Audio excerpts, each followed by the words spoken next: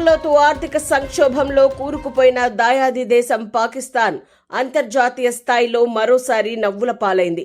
ఒకవైపు తినడానికి తిండి లేక ప్రజలు అల్లాడుతున్న పరిస్థితులు దేశంలో ఉంటే, మరోవైపు ప్రపంచ దేశాల ముందు శాంతి దూతగా బిల్డప్ ఇవ్వబోయి తన పరువును తానే తీసుకుంది.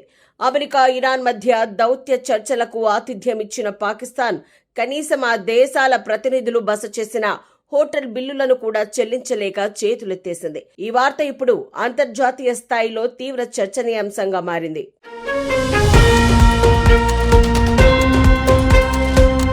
ఫిబ్రవరి 28న ఇరాన్పై అమెరికా, ఇజ్రాయెల్ దాడుల అనంతరం పశ్చిమాసియాలో భీకర యుద్ధ వాతావరణం నెలకొంది. ఈ ఉద్రిక్తతలను చల్లార్చి ప్రపంచ వేదికపై తాము శాంతి దూతలమని ప్రచారం చేసుకునేందుకు పాకిస్తాన్ ఉవ్విళ్లూరింది. అందుకోసం టెహ్రాన్, వాషింగ్టన్ మధ్య శాంతి చర్చలు జరిపేందుకు ఇస్లామాబాద్ను వేదికగా చేసుకుంది. ఏప్రిల్ 10 నుంచి 12 వరకు 3 రోజుల పాటు పాకిస్తాన్ మధ్యవర్తిత్వంలో ఈ చర్చలు జరిగాయి.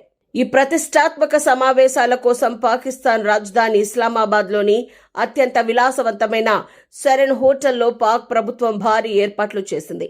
అమెరికా, ఇరాన్ దేశాల నుంచి పెద్ద సంఖ్యలో ప్రతినిధి బృందాలు ఈ చర్చల్లో పాల్గొనేందుకు వచ్చాయి. 3 రోజుల పాటు వారు ఆ హోటల్లో బస చేశారు. అయితే ఇక్కడ ప్రధానంగా 2 ఎదురు దెబ్బలు తగిలాయి. 1, ఈ 3 రోజుల శాంతి చర్చల వల్ల ఎలాంటి సానుకూల ఫలితం రాలేదు. 2, ఈ చర్చల భారీ ఖర్చు పాక్ నెత్తిన పడింది.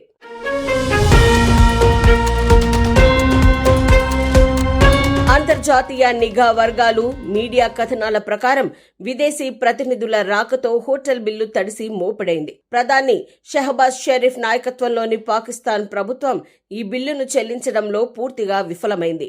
విదేశీ ప్రతినిధులకు ఆతిథ్యం ఇచ్చినప్పుడు అయ్యే కనీస ప్రాథమిక ఖర్చులను కూడా పాక్ ప్రభుత్వం భరించలేకపోయిందని నిఘా వర్గాలు చెబుతున్నాయి. పాకిస్తాన్ ప్రభుత్వం నుంచి బిల్లులు రాకపోవడంతో ఆ హోటల్ను నిర్వహించే ఆగా ఖాన్ డెవలప్మెంట్ నెట్వర్క్ నేరుగా రంగంలోకి దిగి ఈ వ్యవహారాన్ని పరిష్కరించాల్సి వచ్చింది. ఒక దేశ ప్రభుత్వం చెల్లించాల్సిన బిల్లును మేనేజ్మెంట్ స్వయంగా జోక్యం చేసుకుని సర్దుబాటు చేయటం పాకిస్తాన్ ఆర్థిక దివాలా కోరుతనానికి అర్థం పడుతోంది. ఈ సంఘటనపై అగ్రశ్రేణి నిఘా వర్గాలు, అంతర్జాతీయ రాజకీయ విశ్లేషకులు తీవ్రంగా స్పందించారు. ఒక ప్రధాన అంతర్జాతీయ దౌత్య కార్యక్రమాన్ని నిర్వహించినప్పుడు కనీస కార్యాచరణ, ఆతిథ్య ఖర్చులు భరించలేని దేశ అసమర్థత ఈ సంఘటనతో బయటపడిందని విశ్లేషకులు అభిప్రాయపడ్డారు. పాకిస్తాన్ గొప్ప దౌత్య ఆశయాలకు, ఆ దేశంలోని వాస్తవ ఆర్థిక అస్థిరతకు మధ్య ఉన్న భారీ వ్యత్యాసం ఈ సంఘటనతో బట్టబయలైందని అంతర్జాతీయ మీడియా కోడైకూస్తోంది. పరిపాలన, ఆర్థిక బలహీనతపై ప్రపంచవ్యాప్తంగా ఉన్న అభిప్రాయాలను ఈ సంఘటన మరింత బలపరిచింది.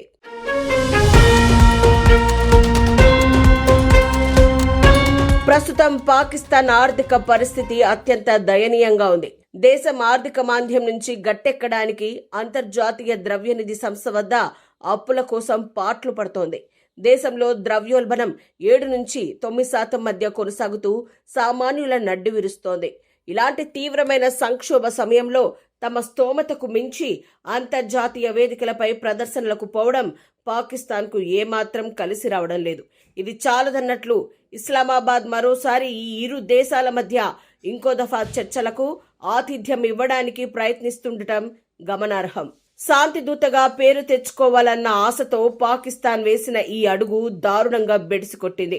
అమెరికా, ఇరాన్ చర్చలు విఫలం అవ్వడమే కాకుండా కనీసం వచ్చిన అతిథులకు మర్యాదలు చేసి హోటల్ బిల్లులు కూడా చెల్లించలేని స్థితిలో పాకిస్తాన్ ఉండటం ప్రపంచ దేశాల ముందు ఆ దేశ పరువును బజారున పడేసింది. ఈ ఆతిథ్య వైఫల్యం పాకిస్తాన్ దౌత్య చరిత్రలో ఒక పెద్ద అవమానంగా మిగిలిపోనుంది.